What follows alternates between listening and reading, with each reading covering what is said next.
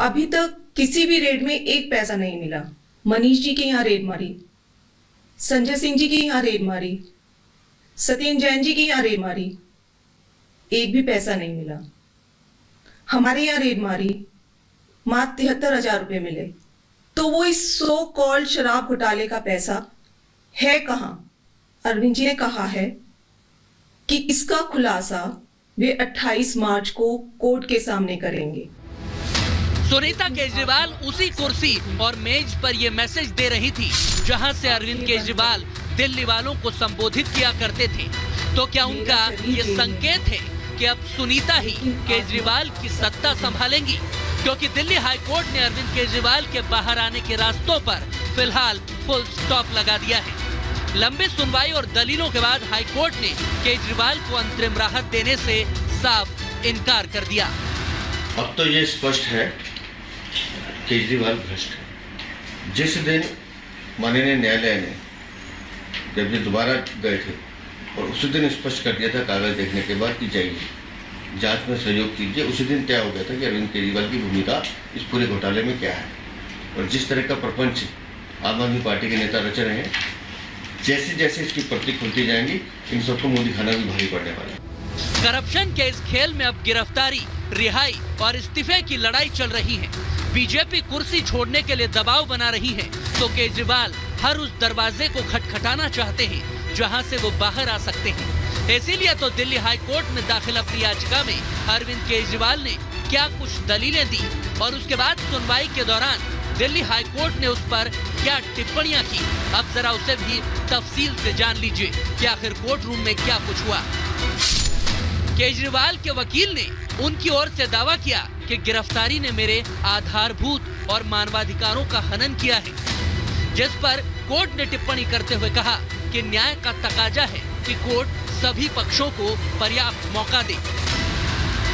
इसके बाद केजरीवाल के वकील की ओर से दावा किया गया कि ईडी मेरे खिलाफ अपराध साबित करने में नाकामयाब रही है। तो कोर्ट ने एक टिप्पणी की कि हो सकता है ईडी के पास नए सबूत हों जो पेश किए जा सकते हैं। बिना पूछताछ के गिरफ्तारी की कार्रवाई राजनीति से प्रेरित है, ये केजरीवाल के वकील ने कहा।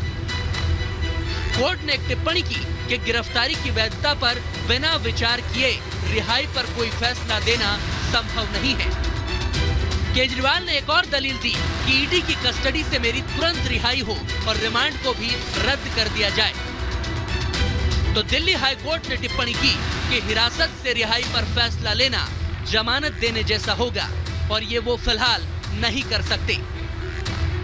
यानी हाई कोर्ट ने केजरीवाल की ओर से उनके वकील की दलीलों को सुनने के बावजूद राहत देने से इनकार कर दिया, क्योंकि ईडी ने जवाब देने के लिए 3 हफ्तों का समय मांगा था।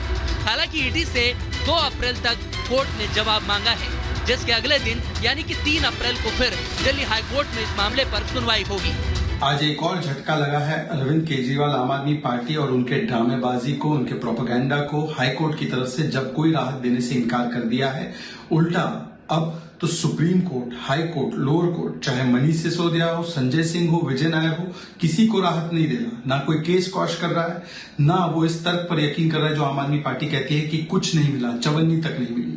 कोर्ट तो कह रहा है कि बहुत कुछ मिला है, इसलिए आपको जेल में ही रहना पड़ेगा। इस देश के इतिहास में पहली बार हुआ है कि एक सिटिंग चीफ मिनिस्टर को गिरफ्तार कर लिया गया है, वो भी नेशनल इलेक्शंस की घोषणा के बाद। तो आज ये बिल्कुल साफ है कि अरविंद केजरीवाल की गिरफ्तारी एक इस देश के लोकतंत्र पर हमला है। 24 के चुनाव सिर पर हैं। ऐसे में केजरीवाल का अंदर जाना उनकी पार्टी के लिए सबसे बड़ा झटका है, क्योंकि जिस वक्त आम आदमी पार्टी को संसद में अपने नेताओं को पहुंचाने की तैयारी करनी थी, उनके लिए प्रचार करना था, उस कीमती वक्त में पूरी पार्टी केजरीवाल को बचाने के लिए सड़क पर है। हर दिन प्रदर्शन हो रहे हैं, बस जगह बदल जाती है। मगर इस संकट के वक्त में आम आदमी पार्टी के एकमात्र लोकसभा सांसद सुशील रिंकू ने भी पार्टी को दोपहर में एक बड़ा झटका दे दिया और वो बीजेपी में शामिल हो गए। तो शाम को दिल्ली हाई कोर्ट से केजरीवाल एंड कंपनी को निराशा हाथ लगी और उन्हें अंतरिम राहत नहीं मिली।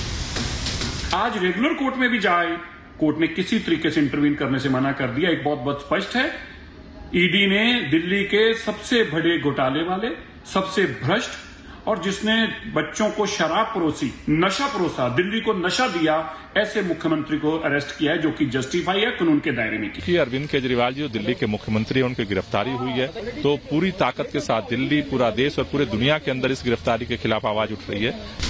केजरीवाल जब से गिरफ्तार हुए हैं उसके बाद से ही कोर्ट कचहरी की भागदौड़ चल रही है।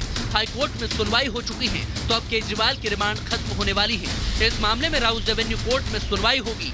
इसके अलावा केजरीवाल को मुख्यमंत्री पद से हटाने की मांग भी तेज होने लगी है। एक जनहित याचिका कोर्ट में दाखिल हो चुकी है, जिस पर दिल्ली हाई कोर्ट के एसीजे की डिवीजन बेंच में सुनवाई होने वाली है। तो क्या केजरीवाल के सियासी भविष्य का फैसला जल्द हो जाएगा? Bureau report, Republic Bharat. इस बीच केजरीवाल विवाद पर अमेरिका की नजर है। अमेरिकी विदेश मंत्रालय के प्रवक्ता का यह बयान, केजरीवाल की गिरफ्तारी पर हमारी नजर है। इससे पहले भी केजरीवाल के मामले पर बयान देने पर भारत ने अमेरिकी राजनयिक को तलब किया था, आपत्ति जताई थी, लेकिन एक बार फिर बयान सामने आया है विदेश मंत्रालय अमेरिका की तरफ से कि उनकी नजर अरविंद केजरीवाल की गिरफ्तारी पर है। इस बात को लेकर भारत अपनी आपत्ति पहले ही जता चुका है। भारत में न्यायिक मानदंड, उस हिसाब से, भारतीय न्याय संहिता के हिसाब से कार्रवाई हो रही है।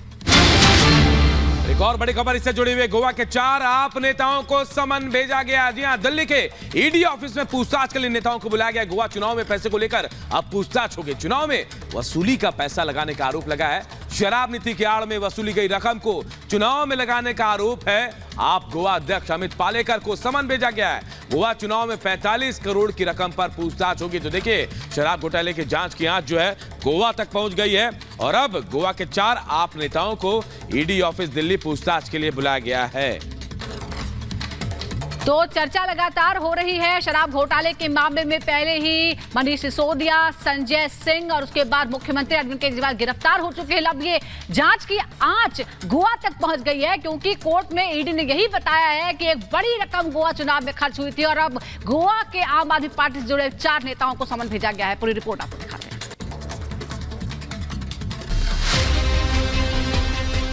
गोवा आप के अध्यक्ष अमित पालेकर को ईडी ने समन भेजकर आज पूछताछ के लिए दिल्ली ईडी ऑफिस में बुलाया है।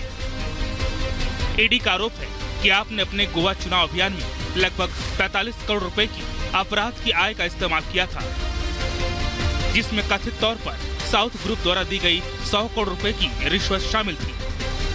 प्रवर्तन निदेशालय ने आम आदमी पार्टी के गोवा चीफ अमित पालेकर समेत पार्टी के 2 नेताओं को पूछताछ के लिए बुलाया है। एजेंसी ने भंडारी समाज के अशोक नाइक को समन भेजा है। गोवा के एक और नेता दत्त प्रसाद नाइक को ही एजेंसी ने समन भेजा है। हालांकि आपके गोवा चीफ अमित पालेकर ने एजेंसी के इन आरोपों को खारिज किया था और कहा था कि पार्टी ने अपने दम पर चुनाव लड़ा था। दिल्ली के मुख्यमंत्री अरविंद केजरीवाल की गिरफ्तारी के बाद एक्साइज पॉलिसी में कथित घोटाले की एजेंसी लगातार जांच कर रही है। Bureau report, Republic Bharat.